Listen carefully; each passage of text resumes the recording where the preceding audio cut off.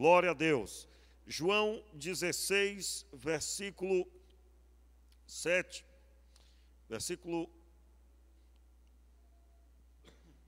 Vamos ler o versículo 7 também. Eu falei o versículo 8, né? Todavia digo-vos a verdade, convém que eu vá, para que se eu for, porque se eu não for, o Consolador não virá para vós. Mas se eu for, eu o enviarei. Verso 8. Quando ele vier, convencerá o mundo do pecado, da justiça e do juízo. Do pecado, porque não creem em mim. Da justiça, porque vou para o Pai e não me vereis mais. Do juízo, porque já o príncipe deste mundo está julgado. Vamos repetir aí o versículo 8 ao 9. Eu gostaria que você ouvisse a sua voz na sua tradução aí, pois será importante. Vamos lá? Quando vier o Consolador, quando ele vier, convencerá o mundo do pecado, da justiça e do juízo.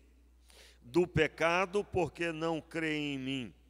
Da justiça, porque vou para o Pai e não me vereis mais. Do juízo, porque já o príncipe deste mundo está julgado. Meu Pai, muito obrigado pela tua palavra. Eu te peço agora, Senhor, vem com teu poder sobre as nossas vidas. Vem com a tua mão poderosa sobre nós, Senhor. E edifica-nos, Senhor, em nome de Jesus. Amém e amém. Meus irmãos, quando uma pessoa ouve o Evangelho e se converte, são três necessidades que a conduz a isso. Ela recebe o esclarecimento de três realidades bíblicas. A convicção profunda destas três realidades vem sobre ela, e isso é promovido pelo Espírito Santo. O Espírito de Deus é que promove isso. Nós, em mensagens anteriores, demos ênfase, logo em seguida, no versículo seguinte, quando Jesus declara que havia muitas outras coisas que ele gostaria de falar, mas eles não tinham capacidade de receber ainda. E nós percorremos um pouco sobre isso, falando quais eram estas coisas que o Espírito Santo iria conduzir os discípulos. E nós percebemos pela Escritura Sagrada que realmente eram coisas que somente após a morte e a ressurreição de Jesus eles poderiam compreender. Nós observamos a promessa do Pai, escrita no finalzinho de Lucas, capítulo 24, nos últimos versículos. Notamos em Atos 1:8 essa promessa, o cumprimento dela em Atos capítulo 2, e a pregação de Pedro, ministrada após o derramamento do Espírito, aonde as primeiras conversões, aproximadamente 3.000 almas, inclusive hoje lemos no começo do culto. E aí nós abordamos uma série de outros textos também, já na visão de Paulo, após sua conversão, e as cartas de Paulo, nós observamos algumas coisas a respeito disso também. Mas agora, retornando para o texto, eu gostaria de falar com você sobre os três alvos de esclarecimento que o Espírito Santo tem na vida daqueles que ouvem o Evangelho. Quando vier o Consolador, convencerá o mundo do pecado, da justiça e do juízo. Note, o versículo 8 está falando, convencerá o mundo. O mundo aqui não é o globo terrestre, mas é as pessoas que estão vivendo no pecado. Mundo aqui é o sistema pecaminoso, aonde o homem está, o homem em trevas. Esse trecho é repetido quando o Senhor endereça o seu amor, porque Deus amou o mundo de tal maneira que Ele deu o seu Filho, e Ele deu em troca de, Ele deu o seu Filho para pagar o preço por este mundo pecador, por estas pessoas em pecado. E o texto se refere, mais uma vez, aos pecadores. E quando pregamos a palavra, quando testemunhamos a nossa fé, o que é que o Espírito Santo vai gerar nestas pessoas? São três projetos do Espírito Santo. E está escrito aí no verso 9, verso 8, quando ele vier convencer ao mundo do pecado, da justiça e do juízo. E aí o verso 9 diz, do pecado, porque não creem em mim. Esse texto, ele declara a pessoa que não crê em Jesus, ela está distante de Deus, está em pecado, ela está em trevas, e o Espírito Santo, ele tem a capacidade de conduzir a pessoa para crer em Jesus Cristo. E eu gostaria, mais uma vez, de que você abrisse a sua Bíblia aí, no texto de Atos dos Apóstolos, mais uma vez, nos versículos, no capítulo 2 de Atos, e eu gostaria de rever com você alguns trechos. Toda essa obra do Espírito Santo, ela acontece simultânea ao testemunho dos crentes. Entenda aí, o Espírito Santo, ele vai agir simultaneamente ao testemunhar dos cristãos. Antes de ler Atos 2, eu quero relembrar aí Atos 1:8, versículo 7 e 8. Ele lhes disse, não vos importa saber os tempos ou as épocas que o Pai determinou pelo seu próprio poder. No entanto, recebereis poder, ao descer sobre vós o Espírito Santo, sereis minhas testemunhas, tanto em Jerusalém como em toda a Judéia e Samaria e até os confins da terra. Então, quem é que seria testemunha? Os discípulos. Eu quero aqui dar ênfase no ato de testemunhar. Ser uma testemunha significa que você viu, você teve a experiência, você está vivendo essa experiência que se iniciou um dia. E aqui, meus irmãos, nós temos já a resposta do porquê que muitos não dão testemunho. Porque só pode testemunhar quem viu. Só pode testemunhar quem crê naquilo que viu. Em outras palavras, a experiência da salvação, você viu pela fé, você creu porque Ele te conduziu e a convicção de fé se instalou no seu coração. Lembra do testemunho que eu contei aqui? Nós pregávamos no colégio e todos os dias a mesma rotina.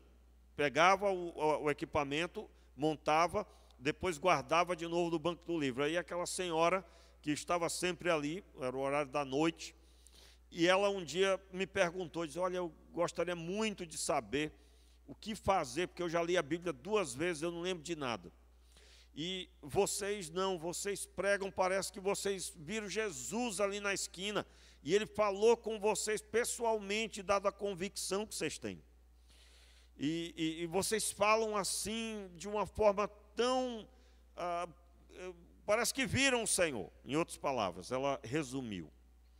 E ali eu dei testemunho, dizendo a minha experiência de conversão e que o Espírito Santo veio morar dentro de mim. Aproveitei para explicar o que é aceitar Jesus. E ela já conhecia, já tinha ouvido, porém, ainda não tinha tido essa experiência. Meus irmãos, só pode ser testemunha quem tem convicção do Cristo morto e ressuscitado. Só pode dar testemunho. Agora, observe, aquele que foi salvo e está em atitude de fé, essa pessoa não ficará calada. Se você não dá testemunho, se você não se importa, entenda bem, você foi abençoado. Isso tem sido uma bênção na sua vida. Então você automaticamente será conduzido para compartilhar isso. Se você não compartilha com ninguém, você tem que duvidar da sua experiência. Entenda, se está sendo extraordinário para você, imagine uma pessoa feliz da vida, extraordinariamente abençoada, mas calada completamente, a 7 chaves essa informação. Cristo salva. Não dá para conceber isso. Não dá para conceber. Pastor, só está dizendo que eu não sou crente.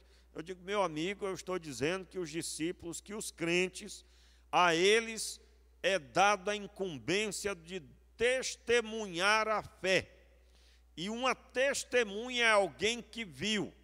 Você viu pela fé que Jesus Cristo é o seu Salvador, e isso é suficiente para você pregar esta salvação.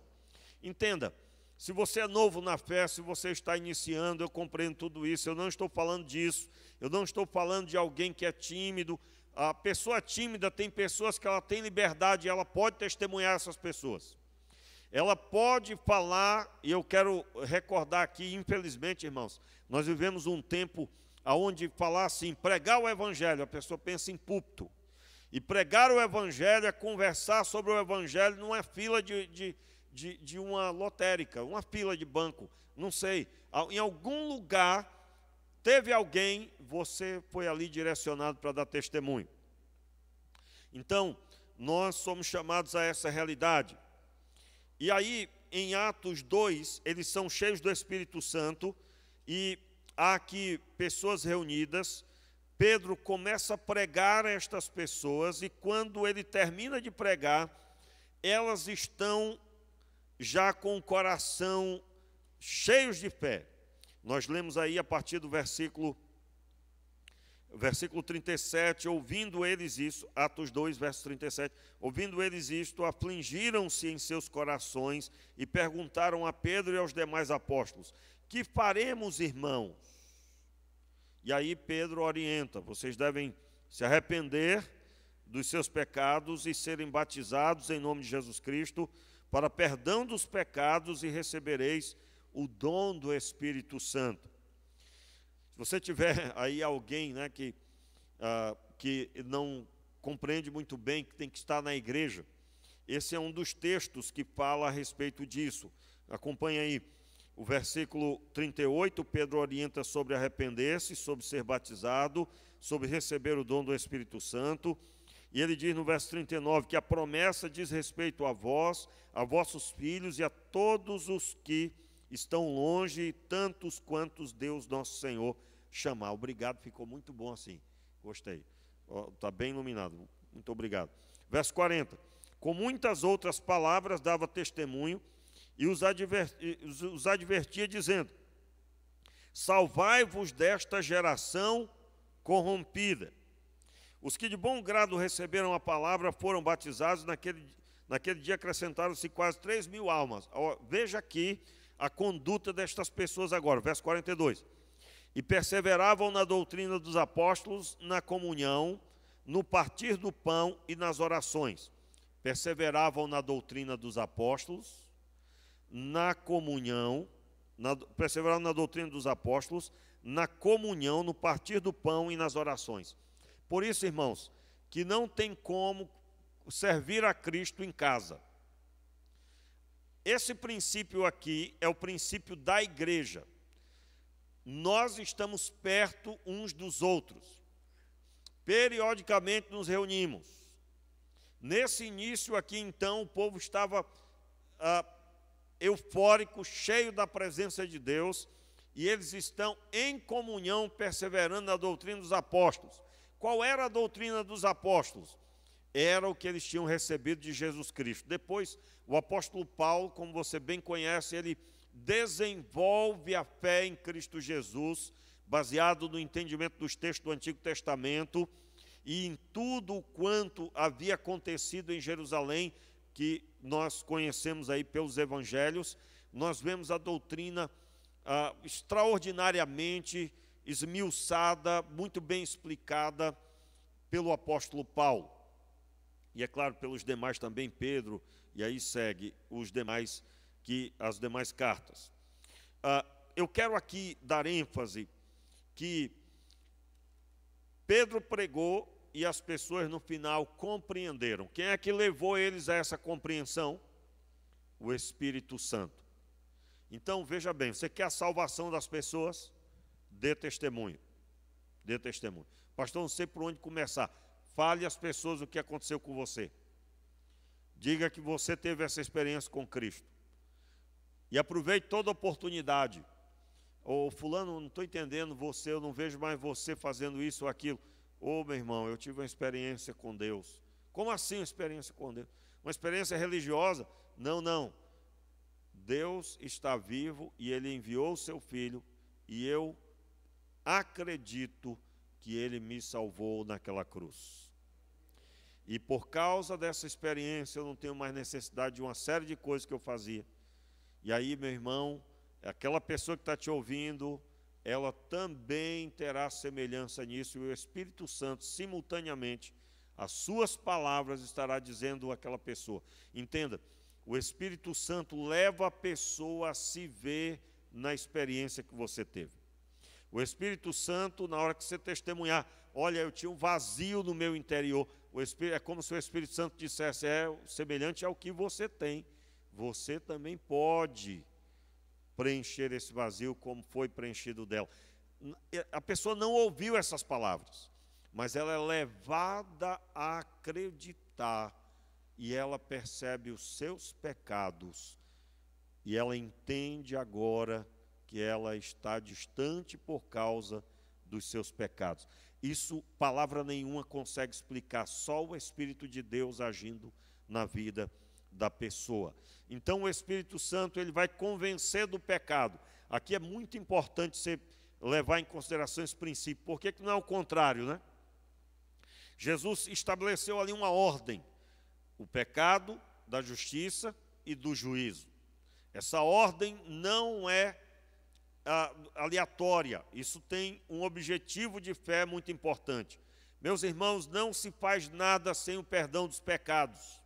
Aliás, você vai orar, você percebeu que você está em pecado, você pecou, de alguma forma você pecou. Qual é a primeira coisa que você tem que fazer?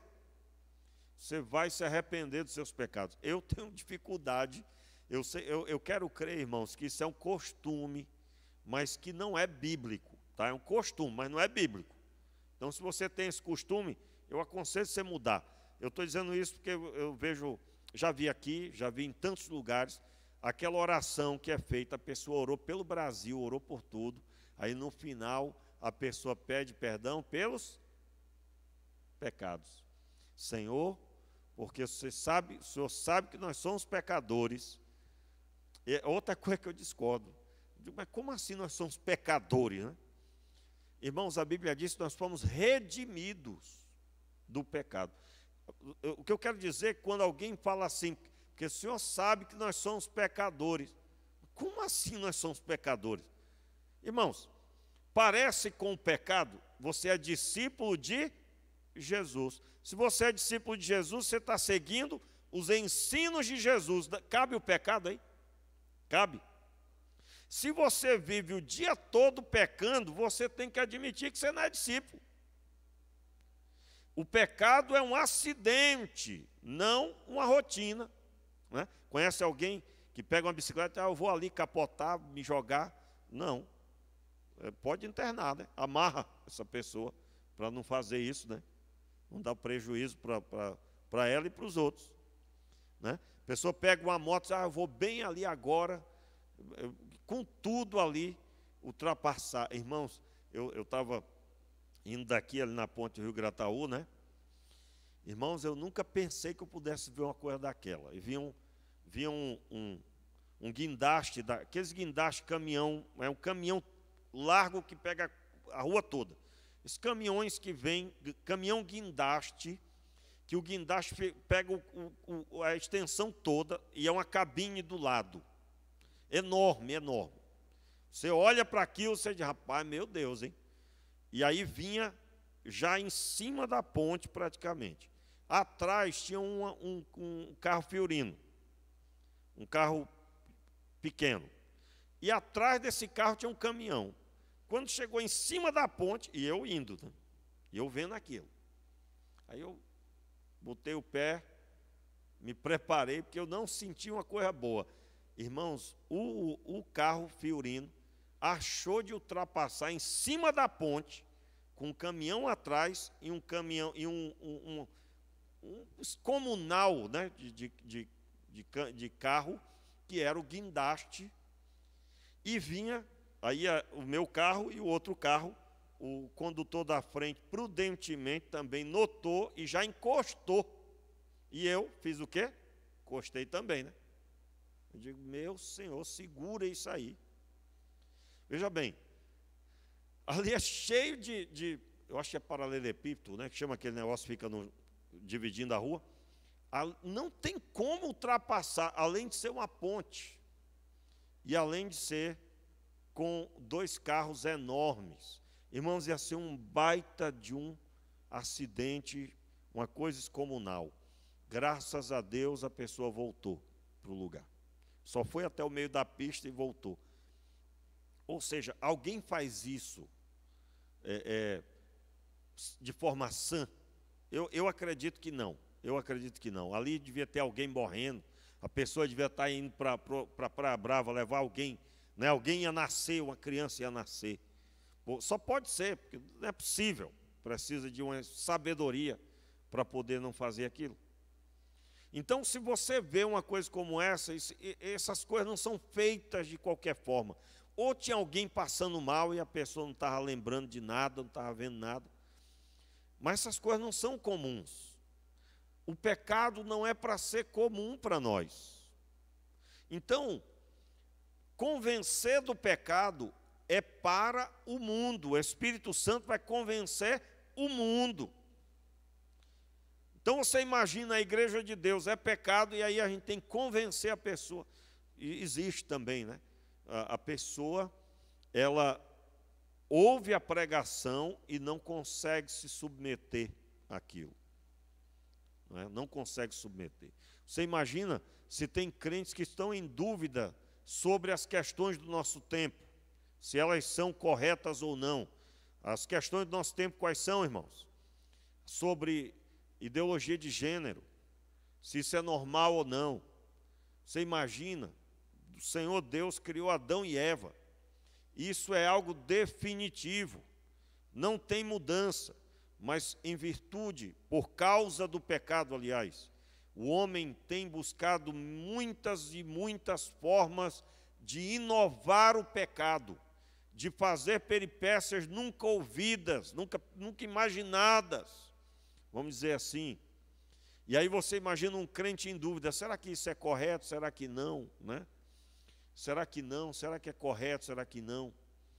Enfim, então, o Espírito Santo, ele vai conduzir a pessoa para reconhecer os seus pecados. Então, a primeira coisa que você tem que acertar é sobre este assunto, quando for orar. Porque se você está em pecado, meu irmão, você tem que reconhecer os seus pecados. Primeira coisa que Pedro disse para aquelas pessoas, arrependam-se. Então, se você é daqueles que ora, pede por tudo e no final, Senhor, com perdão dos meus pecados. Como assim? Já pediu? Irmãos, eu quando venho aqui orar, eu faço essa oração todo começo de culto. Por quê? Meu alvo é me identificar com as pessoas que estão iniciando o culto e que não fizeram essa oração. Mas eu não repito isso no decorrer do culto. Por quê? Porque nós já pedimos perdão. Quando que eu devo pedir perdão pelos meus pecados? Quando ele acontecer. Você vai andando na rua, passa pela sua mente uma coisa louca, pecaminosa, você estrangula aquilo, lança fora e pede perdão ao Senhor se isso se concretizou na sua mente, se você pecou na sua mente, não é? O texto de João, mais uma vez, volte lá para João 16. O texto de João 16, agora o segundo alvo, eu gostaria de avançar. O segundo alvo qual é? O alvo do Espírito Santo, da justiça, porque vou para o Pai e não me vereis mais. Observe aí, o Espírito Santo vai convencer da justiça, porque vou para o Pai e não me vereis mais. Veja que, enquanto Jesus estava com os discípulos, quando as pessoas conviviam com Jesus, elas ficavam cientes do modo de vida que agrada a Deus. O que é a justiça aí? Há 2 parâmetros básicos para entender o que Jesus disse. O primeiro é que quando os discípulos conviveram com Jesus, eles estavam contemplando a diferença entre Jesus e os homens, os homens pecadores. Jesus viveu o modo de vida aceito por Deus. Entenda, Jesus foi batizado e quando ele sai da água, o Espírito Santo aparece em forma corpórea, simbolicamente, em forma visível, em formato ali de uma pomba que se veio sobre Jesus. Ele foi ali cheio do Espírito Santo e o texto diz que a voz de Deus ecoou dizendo: este é o meu filho amado em quem me alegro, em quem me comprazo. Essa palavra se repete por mais 2 vezes, pelo menos. E o texto da palavra, então, quando Jesus estava com os discípulos, eles estavam ali diante da convicção, da manifestação do que é o formato de vida que agrada a Deus. Jesus veio viver do modo de vida que agrada a Deus, e ele agradou a Deus até o fim. Só que Jesus, ele seria levado para a glória, ele iria assentar-se à destra do Pai, como está escrito em Atos capítulo 1. Você tem ali o momento em que Jesus é levado, ele sobe aos céus e ele se assenta à destra de Deus, e aí você já sabe todo o significado de tudo isso. Ele não estaria mais presente no meio dos homens, de forma que assim como os discípulos estavam vendo ao vivo e a cores, pessoalmente, o modo de vida que agrada a Deus, agora ele não estaria mais. Vamos reler o versículo 10.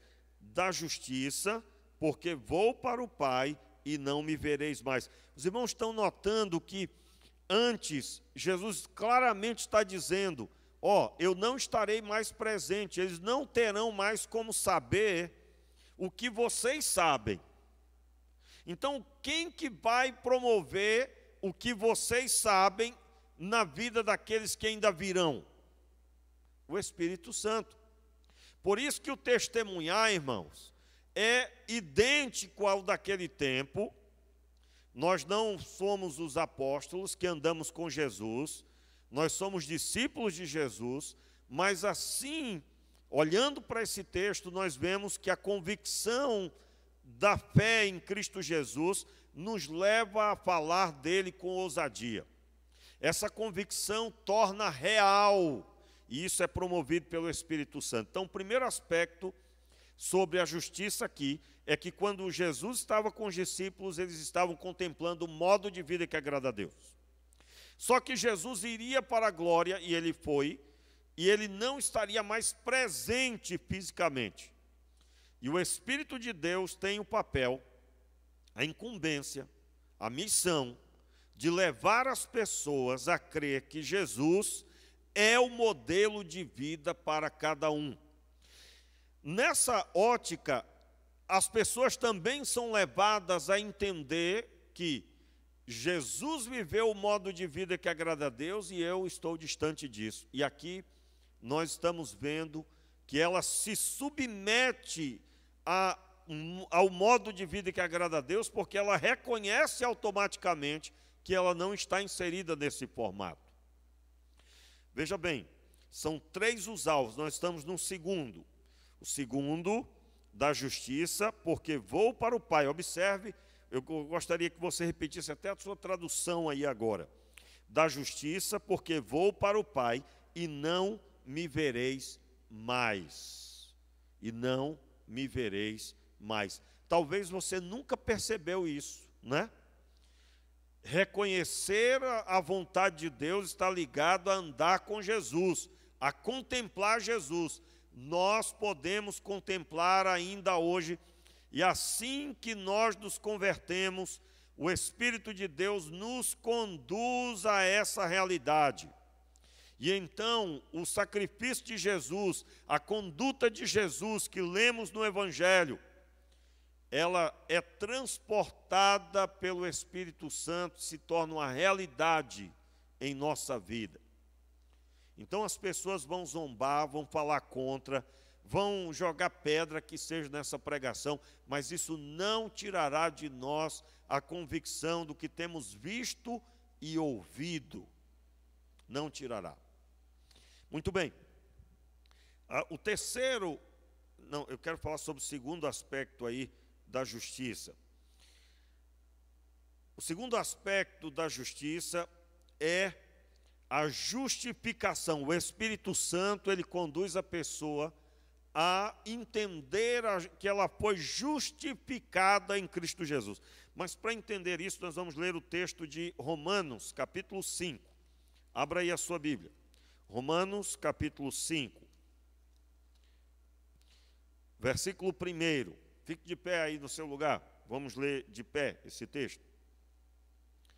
Olha só aqui, eu quero ler um texto que nós vamos ver na íntegra o que é a justiça. O Espírito Santo, ele vai me conduzir a entender a justiça, porque Cristo não está mais, ele está assentado à destra de Deus, mas o Espírito Santo me conduz a essa convicção de fé de que ele me justificou.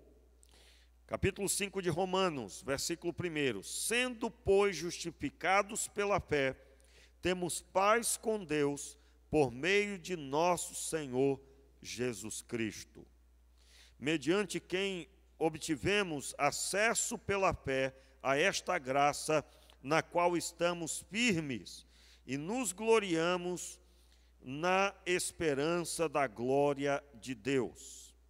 Não somente isso, mas também nos gloriamos nas tribulações, sabendo que a tribulação produz perseverança. E a perseverança, experiência, e a experiência, esperança. Ora, a esperança não traz confusão, porque o amor de Deus está derramado em nosso coração pelo Espírito Santo que nos foi dado. Porque Cristo estando nós ainda fracos, morreu a seu tempo pelos ímpios. Dificilmente morrerá alguém por um justo, embora alguém possa se animar a morrer pelo bom. Mas Deus prova o seu amor para conosco, pelo fato de que Cristo morreu por nós, sendo nós ainda pecadores. Muito mais agora que fomos justificados, repita, ouvindo a sua voz, muito mais agora que fomos justificados pelo seu sangue, seremos por ele salvos da ira. Pois se nós, quando éramos inimigos, fomos reconciliados com Deus pela morte de seu Filho, muito mais, estando já reconciliados, seremos salvos pela sua vida. Não somente isso, mas também nos gloriamos em Deus por nosso Senhor Jesus Cristo, por intermédio de quem agora alcançamos a reconciliação. Muito obrigado, pode se assentar. Então, nesse texto, nós encontramos o que é que o Espírito Santo, qual a obra que o Espírito Santo vai nos conduzir. Veja as palavras de Paulo, verso 1, sendo, pois, justificados pela fé, é aquilo que eu estava falando. Você ouviu o Evangelho, você foi levado a crer, você foi levado a ter fé. E essa fé, ela é o meio pelo qual você é justificado. Entenda que a palavra justificado, ela lembra uma palavra raiz, que é a palavra justo. Justo é aquele que teve os seus pecados perdoados. E nós somos perdoados porque nós fomos justificados. Eu me arrependi dos meus pecados, eu reconheci os meus pecados, e agora o que aconteceu? Eu fui justificado. Justificado por Cristo. Eu me tornei justo não por mérito meu, não porque eu sou melhor do que os outros, não porque minha família é uma família muito santa, muito boa, irmãos. Pastor, a minha família é a 10ª geração de pastores e diáconos. Aí a pessoa, né? há 100 anos, 200 anos, são pastores e líderes. Vamos supor, nessa pessoa, oh, que família abençoada, certamente Deus abençoou essa mais do que as outras. Não existe nada disso, irmãos. Primeiro que Deus nos amou quando éramos pecadores, não porque somos o que somos hoje. Ninguém pode bater no peito e dizer, sou melhor do que os outros. Não, não. O amor de Deus, ele foi manifesto quando estávamos perdidos. Deus te amava do mesmo jeito que te ama agora que você vem para a igreja, que você lê a Bíblia, que você dá testemunho. Te ama do mesmo jeito. Qual é a diferença de antes e depois? A diferença é que antes você só ouvia que Deus existia, mas era algo distante, uma lenda para você. Você não podia tocar pela fé, porque você estava em pecado, em trevas. Mas Ele te alcançou com o Evangelho. Você creu. E então se submeteu, se arrependeu de seus pecados. E foi dado a você o Espírito Santo. E a diferença agora é que você agora provou do amor de Deus no seu coração. O que você ouvia antes e que era distante porque você estava em trevas e pecado, agora você desfruta. Você pode tocar pela fé no amor de Deus. Veja que o amor de Deus está manifesto pela presença do Espírito Santo em você. Então a diferença de antes e depois é que antes você ouvia a respeito, agora você recebeu o que você ouvia. Você desfruta do banquete, você não ouve só falar do banquete. Não é algo distante, é algo presente. Amém, queridos? Então, o Espírito Santo é que te leva a esta convicção.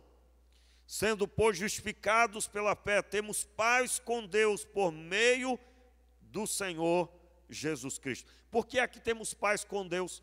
Nós tínhamos uma dívida. Todos nós seríamos julgados e condenados à morte, e a morte aí, o inferno. Mas Cristo foi e pagou o preço pela minha e a sua vida, entregando-se, mesmo ele não sendo um pecador, ele assumiu o meu lugar e ele deu a sua vida, ele deu a vida dele, o sangue dele completamente para pagar a minha dívida. Quando uma pessoa aceita Jesus, quando ela se converte, ela está reconhecendo que ele morreu no lugar dela. Quem merecia aquela morte era eu e você. E o Espírito Santo, ele faz você descobrir isso. Meus irmãos, essa experiência é extraordinária. Essa experiência é extraordinária. E se você ainda não teve, né, depois de convertido, eu me lembro que eu tive no quarto da minha casa, eu já contei aqui várias vezes essa experiência, quando eu estava lendo o texto de Mateus na crucificação, eu percebia como se eu estivesse lá, era algo tão real, que as lágrimas vieram, e que quando eu lia sobre Jesus naquela cruz, eu via Jesus na cruz, mas ao mesmo tempo eu sabia que quem merecia aquela cruz era eu. E eu senti o amor de Deus por mim, porque Ele colocou o seu Filho ali, para que o preço pela minha vida fosse pago. Deus pagou o preço pela minha e a sua vida, dando o seu Filho. Então, por que é que uma pessoa é justificada? Ela é justificada porque o preço da dívida dela foi paga por Jesus Cristo. E então essa pessoa, quando reconhece que aquela cruz era para ela, e Deus assumiu a cruz por mim e por você, o Espírito de Deus, quando nos conduz a essa compreensão, então há um profundo arrependimento, uma profunda entrega, e essa pessoa agora, ela está leve, ela se sente leve, ela foi justificada. Meus irmãos, isso exalta a Deus e nos coloca no devido lugar. O nosso Deus veio nos buscar. Você sabe, quem nunca ouviu, né? aquela história de que Deus, se Deus existe, por que o mundo está do jeito que está? Meu irmão, a diferença é que essa pessoa que está fazendo aí pecados e pecados, essa pessoa ainda não teve essa experiência. E ela, há 2000 anos, é convidada a ter essa experiência, por isso precisamos pregar e testemunhar a nossa fé. Continuando aí, então, o versículo 8. Mas Deus prova o seu amor para conosco pelo fato de Cristo, que Cristo morreu por nós, sendo nós ainda pecadores. Muito mais agora que fomos justificados pelo seu sangue, seremos por ele salvos da ira. Olha só, fomos justificados pelo seu sangue. Esse texto mostra claramente o que eu estou pregando. O sangue dele foi derramado, era para ser o meu e o seu, mas ele deu o dele, e o dele era o único apto para me resgatar. Porque no Antigo Testamento, quando o sacrifício era apresentado um animal sem mácula, branco, simbolizando ali a pureza, a santidade. Jesus era o Cordeiro de Deus que foi dado para tirar o pecado do mundo, para tirar os pecados dos homens. E quando esse pecado é retirado? Quando cada um ouve o Evangelho e crê. Então, os dois aspectos sobre a justificação, da justiça, porque não me vereis mais, porque vou para o Pai. E o versículo, voltando aí, João 16. João 16, versículo 10. Da justiça, porque vou para o Pai e não me vereis mais. Muito bem. Logo em seguida, o versículo 11. Do juízo, porque já o príncipe deste mundo está julgado. Irmãos, nós vamos continuar esse trecho profundamente no domingo pela manhã. Eu quero só pincelar, porque o nosso tempo já deu.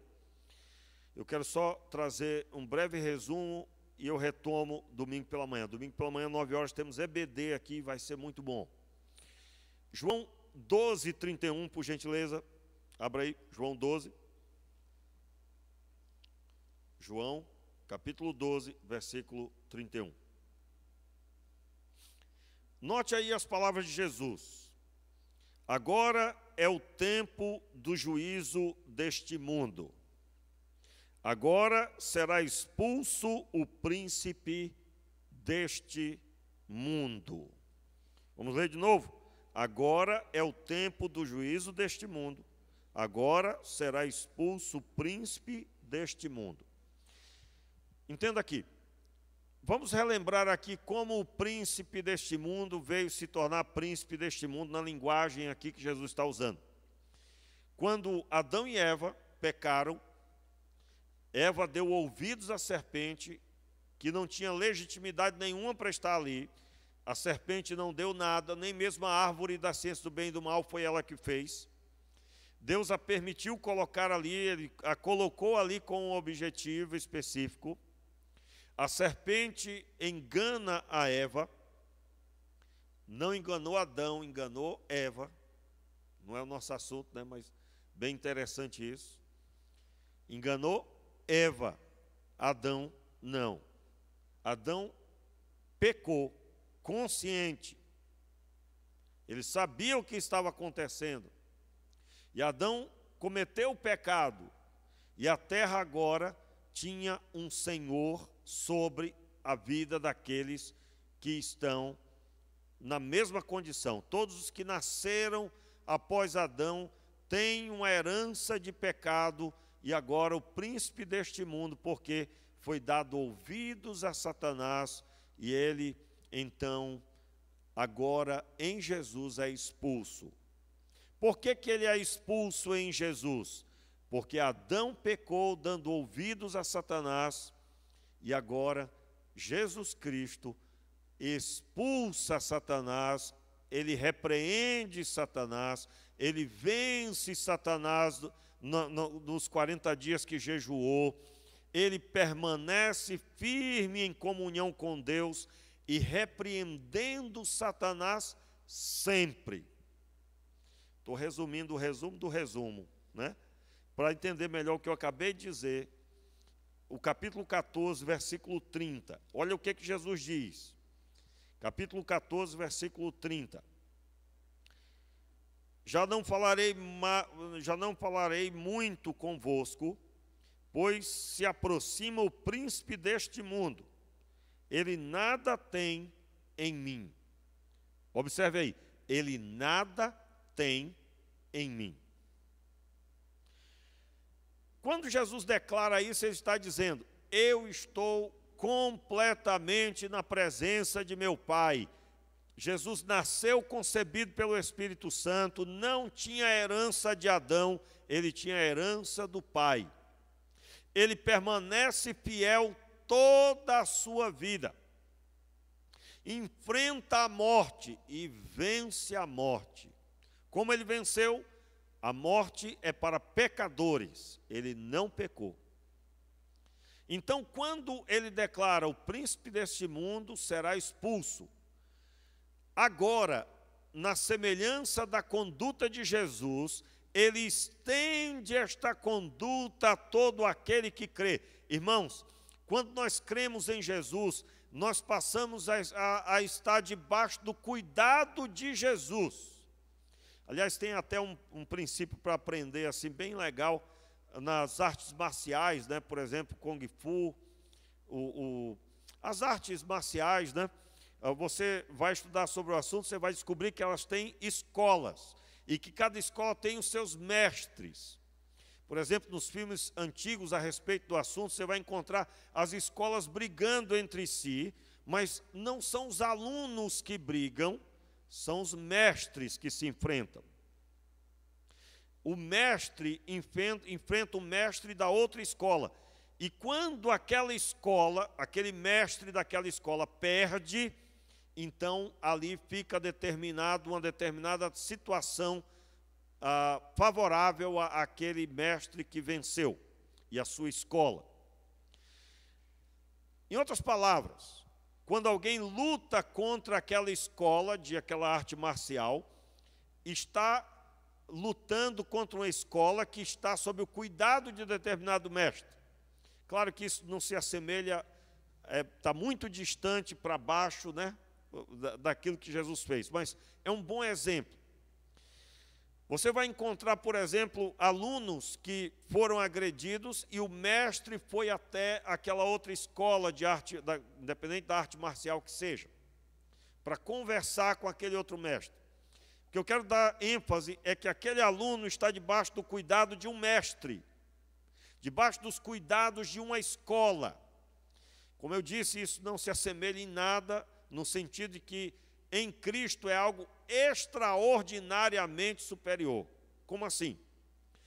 Quando eu aceitei a Jesus como Senhor e Salvador, e decidi, entendi e me lancei para crer em Jesus, eu acreditei claramente que Ele foi enviado pelo Pai, e que eu agora sou discípulo dEle, porque na semelhança dEle eu devo viver.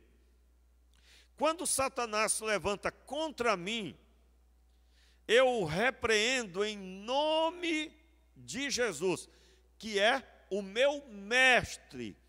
E eu o lembro de que o meu mestre o venceu naquela cruz.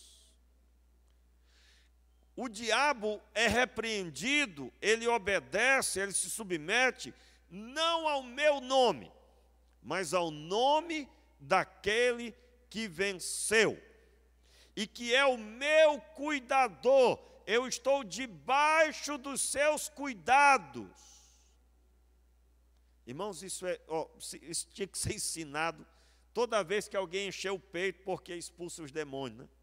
Ai, viu como o demônio se submete? Os discípulos foram repreendidos sobre isso, não é?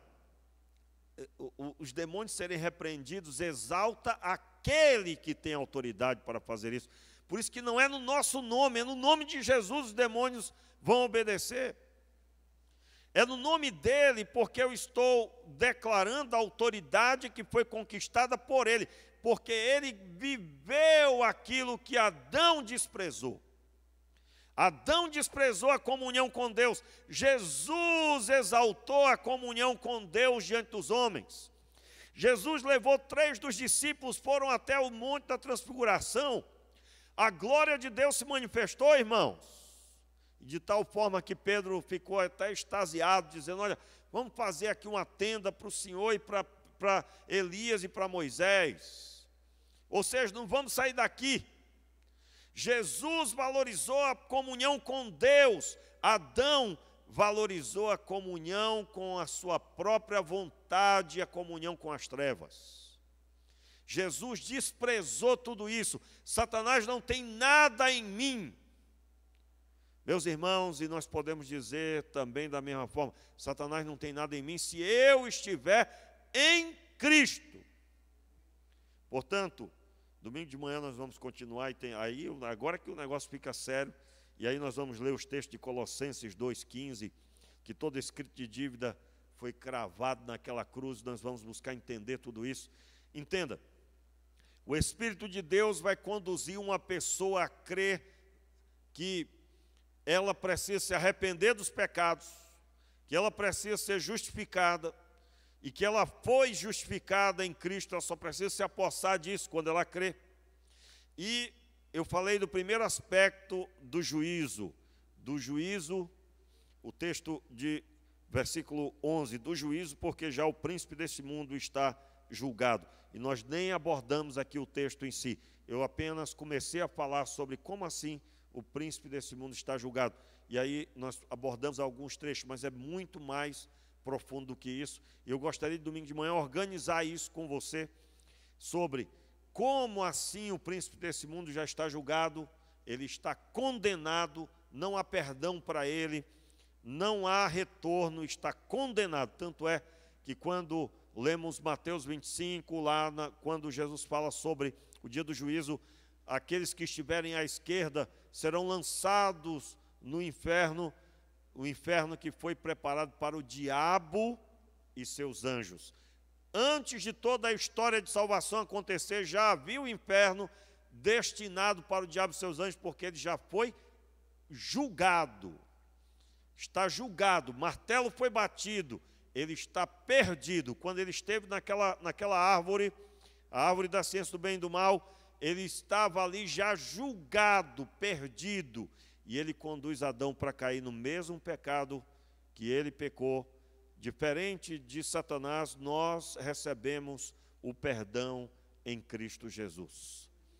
Portanto, meu irmão, domingo de manhã, esteja firme aqui no propósito para a glória de Deus. Fique de pé, vamos orar. Pai, em nome de Jesus, nós te pedimos que o Senhor nos dê a graça de buscarmos a Tua face, de andarmos em santidade, de rompermos com todo e qualquer pecado e de rendermos diante de Ti, Senhor, frutos. Nós te pedimos, Pai, conduz o Teu povo, realize a Tua obra. Aqueles que estão aqui, Senhor, e não conseguem se libertar do pecado, Senhor, que cada um deles caminhe declarando a Tua palavra, declarando o Teu senhorio, declarando, Senhor, em seus corações a Tua palavra que é a verdade. Que o Senhor os conduza a pastos verdejantes, a águas tranquilas. Que o Senhor realize a obra necessária da justificação. Aqueles que estão aqui, Senhor, que não compreenderam ainda o que é o pecado, não viram seus pecados, não foram convencidos pelo Espírito de Deus. Pai, te pedimos misericórdia, misericórdia, meu Deus, que seja assim, Pai, na vida de cada um, para a glória do Teu nome. Em nome de Jesus, amém e amém. Meu irmão, vá na